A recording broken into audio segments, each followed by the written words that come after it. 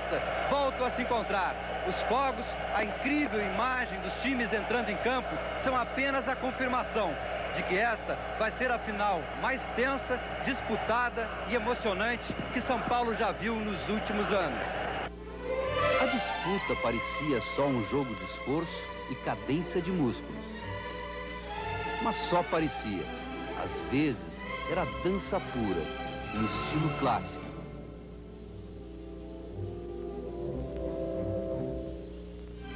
A gana de vencer não interrompe a poesia.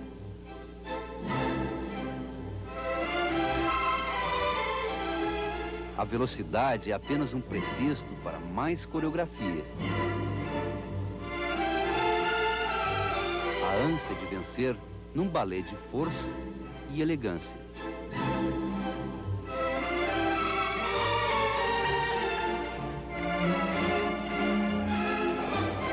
Quase 100 mil pessoas lotavam o estádio do Morumbi domingo passado. Era a apoteose de um espetáculo que esse ano deixou marcas profundas do seu sucesso. 0-0, partiu Neto, direto, gol!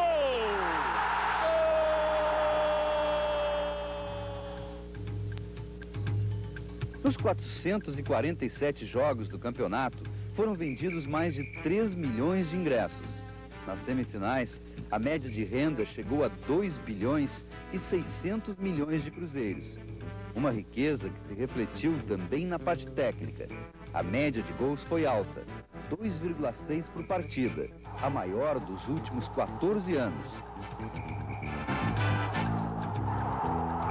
Os números não são resultado de nenhuma mágica, mas de um lento trabalho de bastidores. O próprio time do São Paulo, hoje o mais importante da América do Sul, construiu, pouco a pouco, um império esportivo. Se um clube hoje começa a ser chamado de uma grande empresa a partir do tamanho do seu patrimônio, o São Paulo pode ser considerado uma super empresa. Raros clubes no mundo inteiro podem exibir uma estrutura como essa aqui, ó. É um complexo de campos de futebol, centro de recuperação e até áreas de lazer que o São Paulo se dá o luxo de utilizar apenas para os seus treinamentos. São garotos de todas as idades, uma fábrica de craques. Esse aí tem só 19 anos, ainda é aspirante, mas às vezes vira titular do time profissional. Gilmar chegou a fazer um dos gols da vitória contra a Universidade Católica, quando São Paulo ganhou a Taça Libertadores da América. O primeiro degrau foi nas escolas de baixo do São Paulo, né? Para que você chegue, né, no topo, na equipe principal, você tem que passar por essas categorias para você aprender o que eu aprendi, né? Aprendi, acima de tudo, a ser homem, a ter dignidade, a ter personalidade, né? E, acima de tudo, respeitar os teus companheiros. São mais de 200 atletas. Muitos vivem dentro do próprio estádio do Morumbi. Fazem as refeições no clube. Tem até ônibus à disposição para levar todo mundo para a escola. Os alojamentos abrigam hoje 70... Mexe daqui, toca dali. O Vitor botou na frente, olha o gol! O São Paulo de hoje é uma máquina de títulos. Campeão paulista do ano passado, bicampeão sul-americano e pode ser bicampeão mundial de clubes ainda este ano. Na maioria das vezes, parece jogar por música. É o maestro Tele Santana que rege o São Paulo há 3 anos. É o grande responsável pela harmonia e afinação do time. Tele quase foi embora para o exterior, mas desta semana renovou o contrato com o clube e pôde, tranquilamente, relaxar no tênis jogando contra Sebastião Lazzaroni, outro ex-técnico da seleção brasileira. Mesmo fora da decisão, Tele não se cansa de elogiar a influência do São Paulo no campeonato desse ano.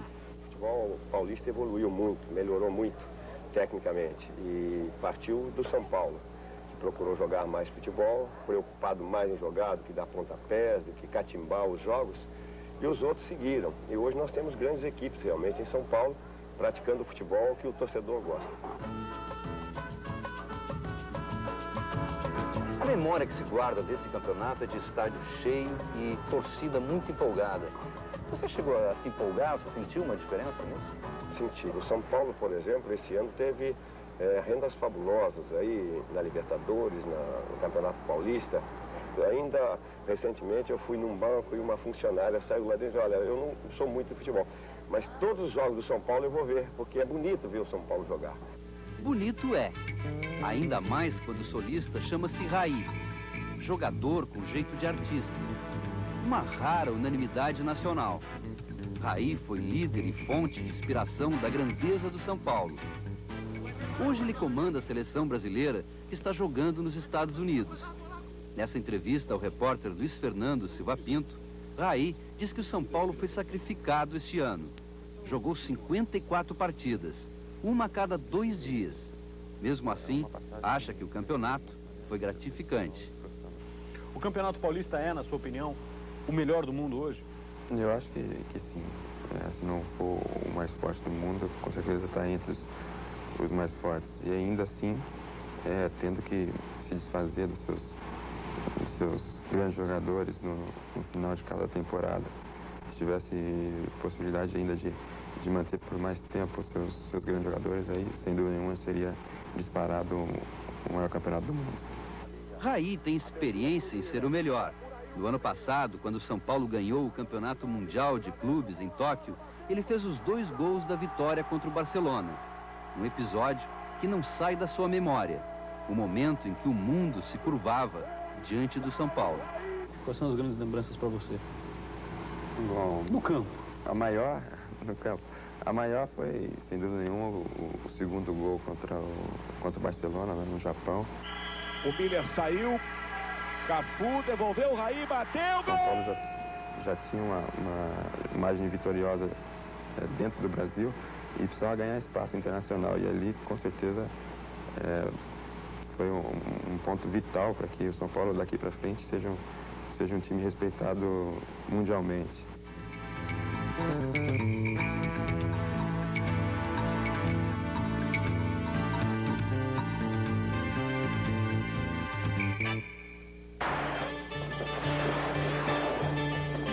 Festa em Bragança Paulista 3 anos atrás. A cidade, de apenas 150 mil habitantes, festejava um título inédito. O Bragantino era campeão do estado, batendo as poderosas equipes da capital.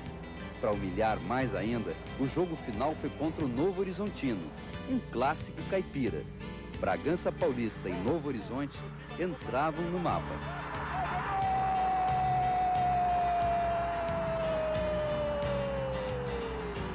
Hoje, Novo Horizonte continua vivendo da fama no futebol.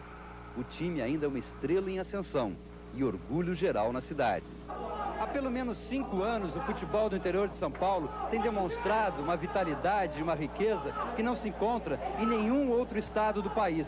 Já vai longe o tempo em que a única coisa em comum com a capital era o túnel de acesso ao campo, que era um orgulho e uma grande novidade em qualquer time do interior. Hoje, o final do túnel está bem diferente. Querem ver só uma coisa? Olha só esse estádio, completamente lotado. E isso numa cidade que tem menos de 40 mil habitantes. O desempenho do time acompanhou a empolgação da cidade. O Novo Horizontino foi campeão do Grupo B na fase de classificação e teve o ataque mais eficiente. Por trás desse sucesso todo está apenas um homem, o usineiro Jorge Di Biase. Não é apenas o presidente, é o dono do time. É dele o passe de todos os jogadores. E foi com dinheiro do próprio bolso que construiu o estádio, onde cabe mais da metade da população da cidade. No final do ano, o senhor perde ou ganha dinheiro? Não, eu perco, né? O senhor conseguiria medir atualmente quanto que o senhor já gastou com futebol? Ah, já gastei muito dinheiro. Muito dinheiro. Eu não vou falar a importância, mas já gastei muito dinheiro. Ninguém pega a presidência aqui. Se por acaso eu morrer e meu filho não quiser tocar, vai acabar. Hoje a estrutura do clube é surpreendente. O Novo Horizontino também tem um centro de treinamento. E a exemplo do São Paulo, transformou as categorias inferiores em prioridade. Quando você chegou aqui a primeira vez, você se surpreendeu muito quando encontrou toda essa estrutura? Ah, eu acho que o Novo Horizontino tem uma estrutura que poucos clubes do interior têm, entendeu? E aqui dá todas as condições, só não trabalha quem não quer, entendeu? Até onde vai seu sonho? Ah, bem alto. Quanto alto? Conseguir uma seleção brasileira. O sonho sempre foi futebol, então. Tá na estrada por causa de futebol. Até hoje sempre foi futebol. Espero um dia realizar esse sonho. É um sonho, né, mano? Deixa de estar fora da realidade. E aqui você acha que está realizando? Isso aqui, ó, tô realizando e acredito que vou realizar muito ainda. O Horizontino me ajuda e me dá condições para isso. O senhor gostaria de trazer algum jogador que com dinheiro no bolso possa ser trazido para cá? Olha, eu vou falar uma coisa para você. Medalhão eu não trago aqui, eu só trago o menino. Esse é o segredo. Esse é o segredo. Se o campeonato desse ano surpreende pela riqueza, é do Palmeiras o cofre abarrotado. O clube fez um contrato com uma empresa multinacional. Só este ano, o acerto rendeu mais de 5 milhões de dólares para o Palmeiras. A multinacional é dona do passe de 8 jogadores, os mais caros do time.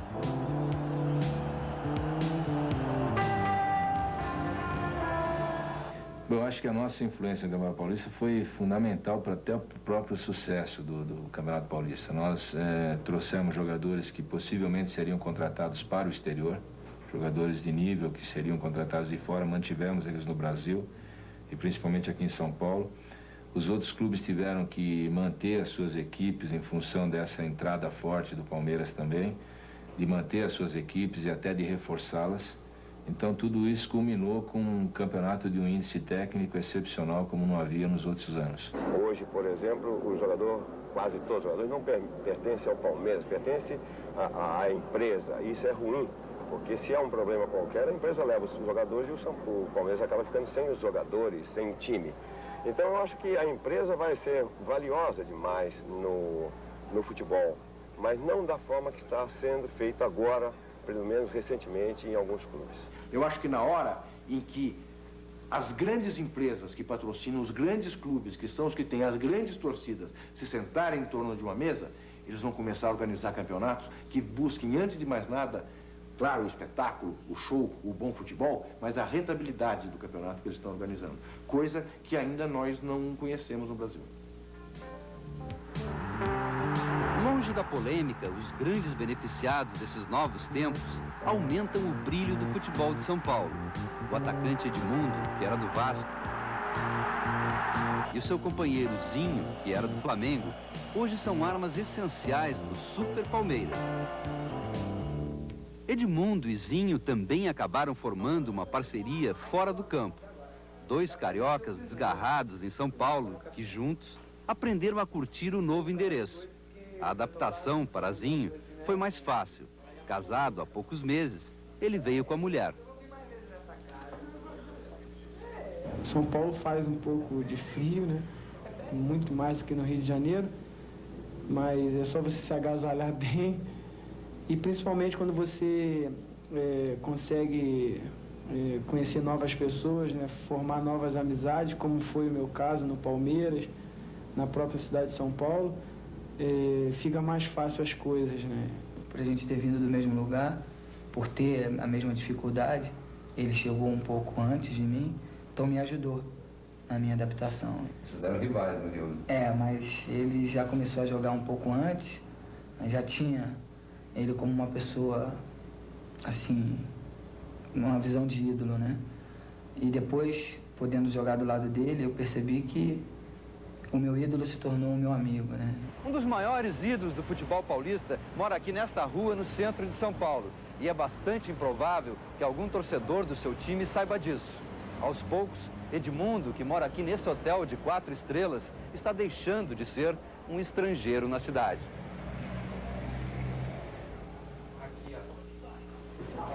Por enquanto, o quarto do hotel é o refúgio de Edmundo.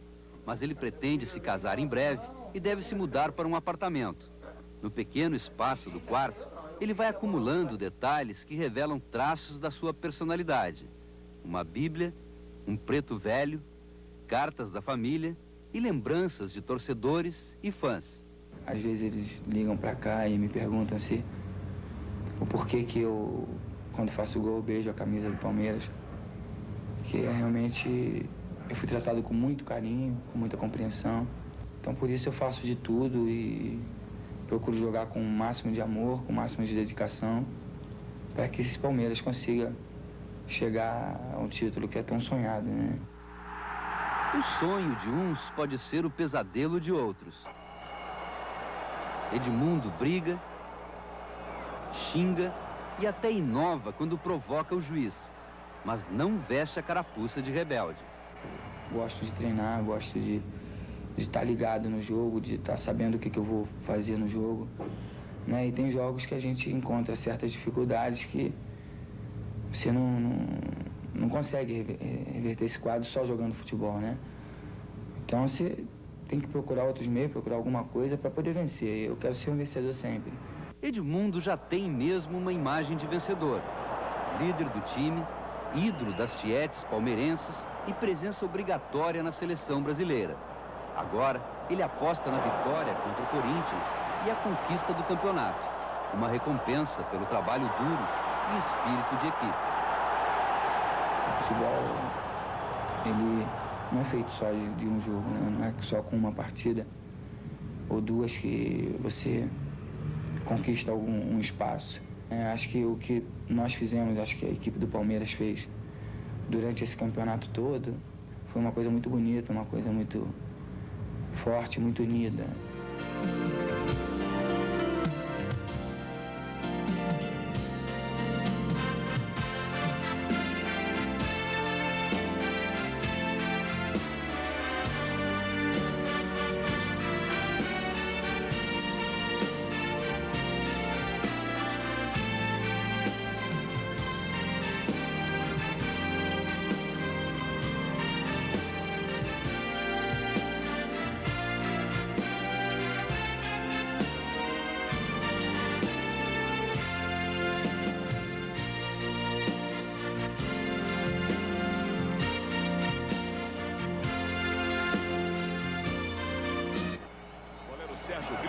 Orienta os homens da barreira. Vamos ver o que acontece. 0 a 0, partiu Neto, direto. Gol!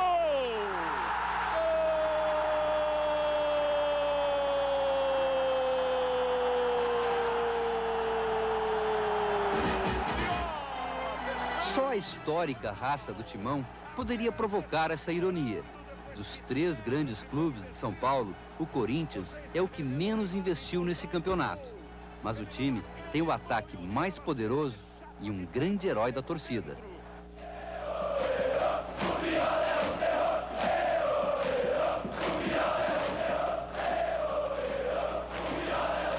No campo, o tranquilo Paulo César Rosa, o viola, se transforma numa poderosa guitarra e do tipo heavy metal.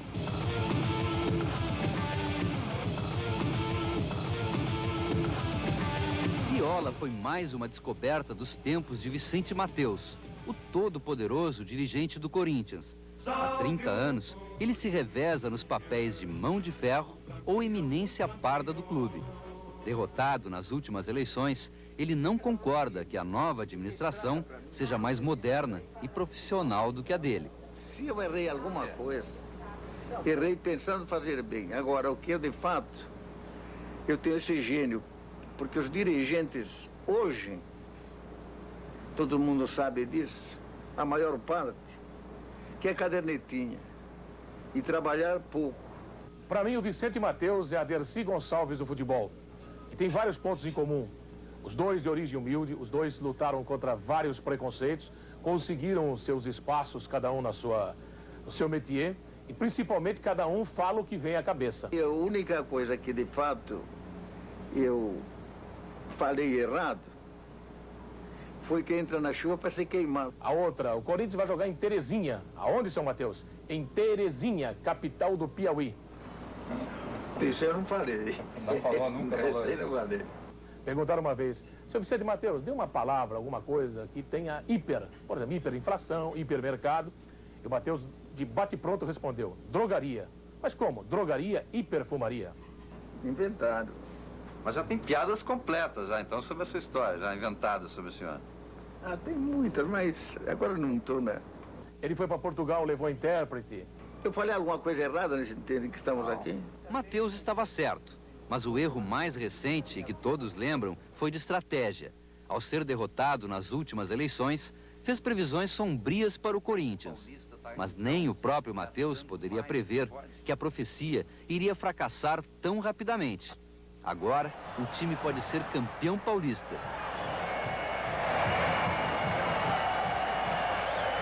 E Viola, de ídolo, virou herói.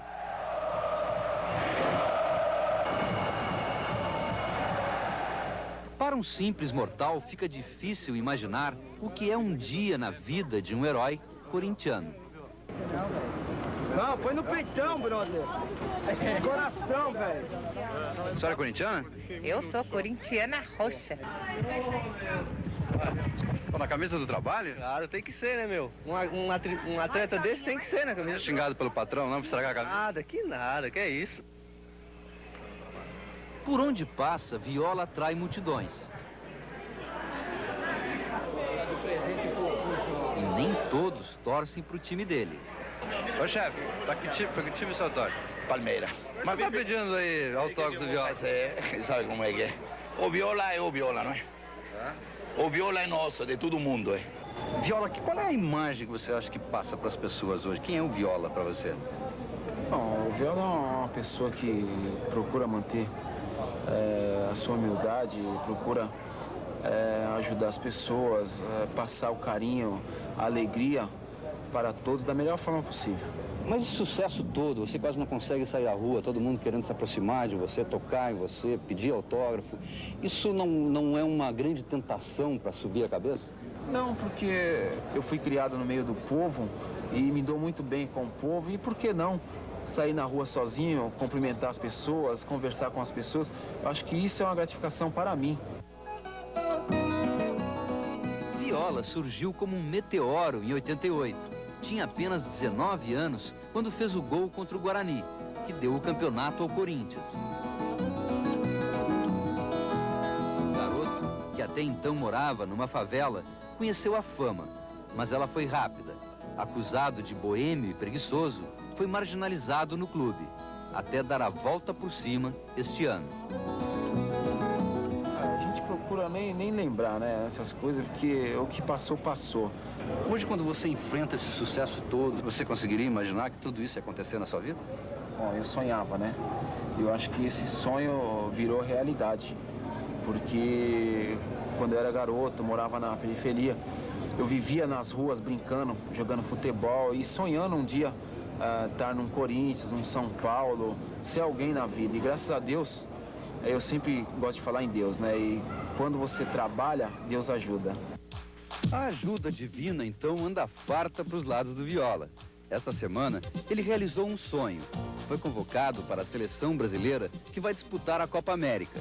Pela primeira vez, a seleção terá esse herói corintiano que faz gols na hora certa e até inventou um jeito de comemorar que já é marca registrada. Nega do cabelo duro, que não gosta de pentear. Quando passa na boca do tubo, o negão começa a gritar. Mamãe, sou tão feliz.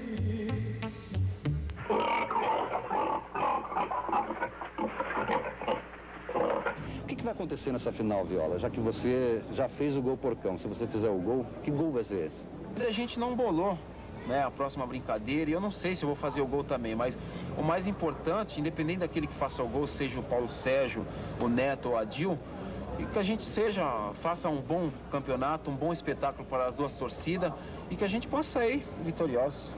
Legal. Au!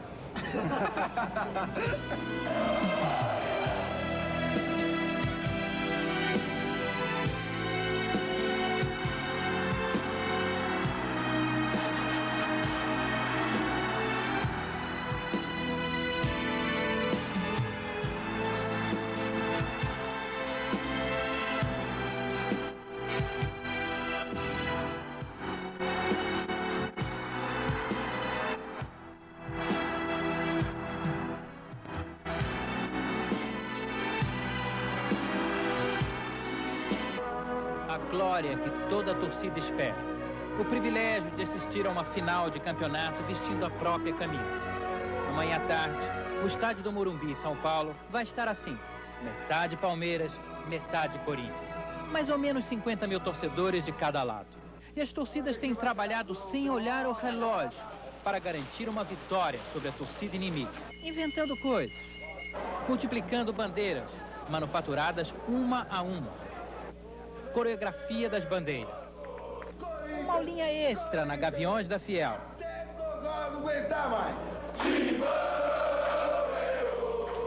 E o refrão da confiança na Mancha Verde.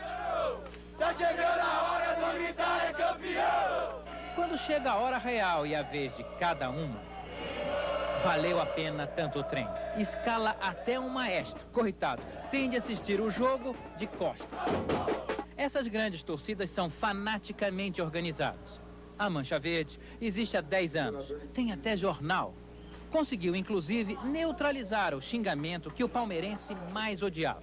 Hoje, a maioria sente orgulho de ser chamada de porco. Porco, Cádia? É carteira de identificação, né? Mas porco, o palmeirense não fica zangado de ser chamado de porco? Não, né? É um apelido, como São Paulinos tem de pó de arroz, palmeirense também tem como porco, né? Então você é um porco orgulhosamente. Vou chamar você de porco, tudo bem? Tudo bem. Um porquinho. Lógico. A Independentes existe há 21 anos, nada de pó de arroz por aqui. Organização nota 10, informatização total. Os novos sócios têm de assistir a uma aula antes de receber a carteirinha. Na Gaviões da Fiel a mesma coisa, uma aulinha para os novos sócios. Existe há 24 anos, uma torcida que veste a camisa do samba no hino do Timão.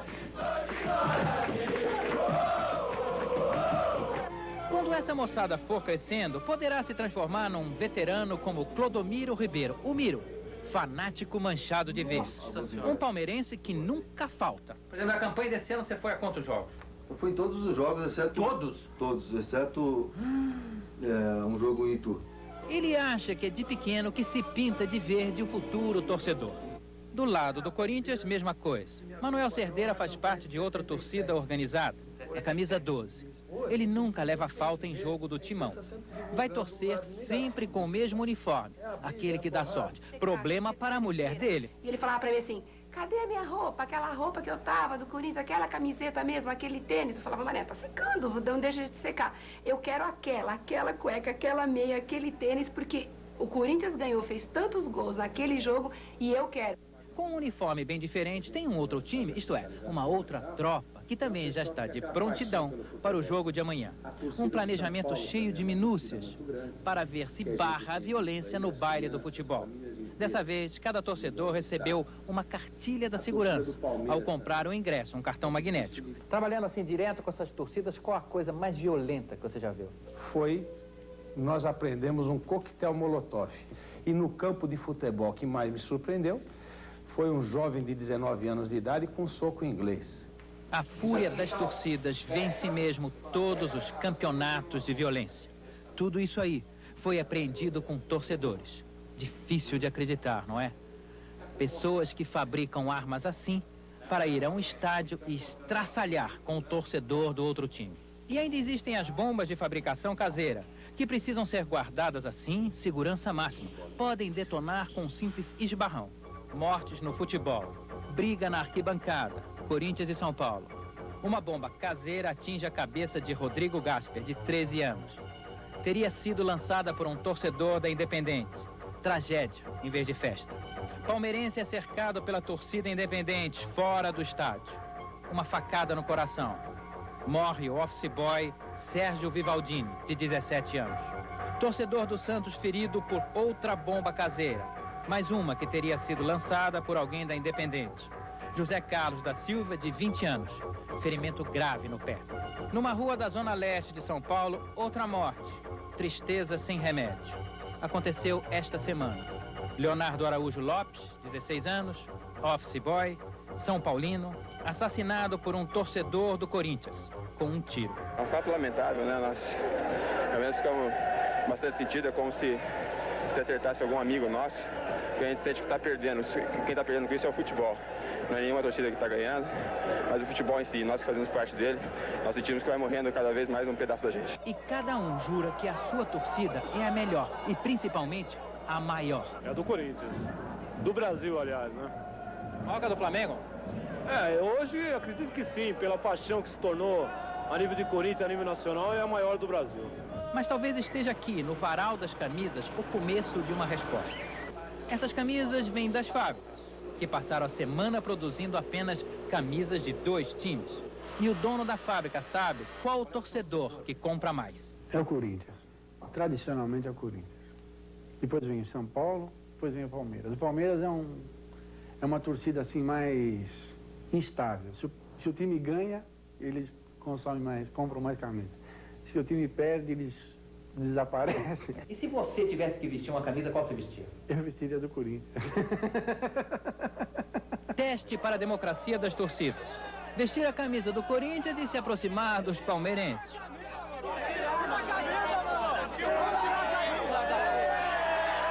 O contrário, torcedor do Palmeiras se aproxima da torcida do Timão. E quem não é jornalista e se perde no território inimigo, adeus bandeira. Por tudo isso, revista em cada torcedor ou torcedora. Tem alguns que nem entram no estádio. Outros entram, mas não assistem. Ou não estão tão interessados assim. Corinthians é coisa para se guardar do lado direito do peito. Palmeiras começa cedo.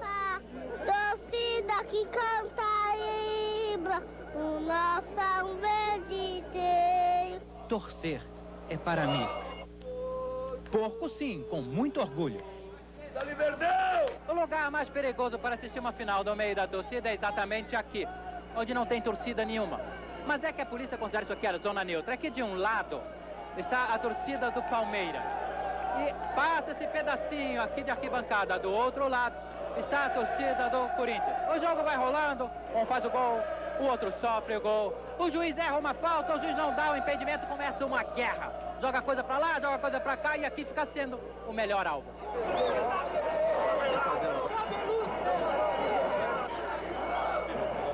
Mas a beleza de uma grande torcida é maior até do que a bandeira de cada uma, navegando sobre o oceano da arquibancada. Todos chegam horas antes para ver a festa desde o comecinho. Festa que explode exatamente assim.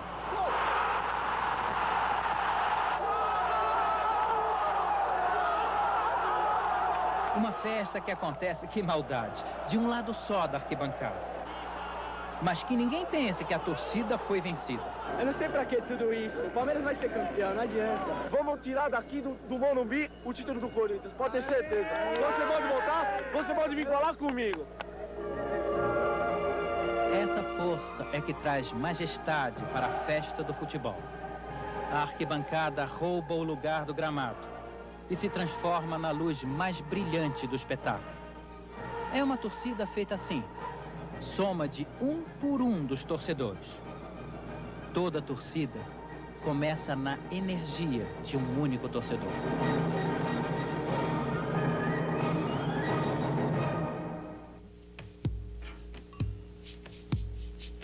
Faltam poucas horas para a decisão do Campeonato Paulista. A última vez em que Corinthians e Palmeiras se enfrentaram numa final foi em 1974. O Corinthians estava há 20 anos sem ganhar o título. E o Palmeiras não perdoou. Ganhou de 1-0. Vladimir, do Corinthians, e Ademir da Guia, do Palmeiras, foram personagens importantes daquele jogo.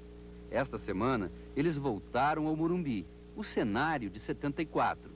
A derrota, 19 anos atrás, está entalada na garganta dos corintianos. E até hoje, é uma lembrança dolorosa para Vladimir. Tinha 18 anos de idade, portanto, foi um resultado traumático para mim, porque todo jogador que chegava no Corinthians tinha a esperança de ser campeão, né? De dar esse título à torcida. E, infelizmente, nesse fatídico dia 22 de dezembro, a gente acaba saindo de campo cabisbaixo. Você lembra desse moleque que estava começando ainda no futebol naquela época, Ademir? Lembro. Começando muito bem. E existia um respeito muito grande, né? Para completar, eu tenho que dizer que o Ademir da Guia foi um dos meus grandes ídolos, né? Quer dizer, jogando no Palmeiras, eu o admirava e o admiro até hoje. Mas sempre, mesmo desde aquela época, não tem um gostinho especial para o corintiano ganhar do Palmeiras, especificamente? Há quem diga que é a troca, né? Quer dizer, naquela época, o Corinthians, que fazia muito tempo que não ganhava título, e hoje inverteu, quer dizer. Hoje é o Palmeiras que vive essa situação e o Corinthians pode dar-lhe o troco. Isso realmente eu acredito que vai deixar o jogador, a torcida, um pouco mais nervosa. Você fica nervoso ainda assistindo uma final como essa? A gente fica, é normal. Depois o nervosismo passa, se o gol sair.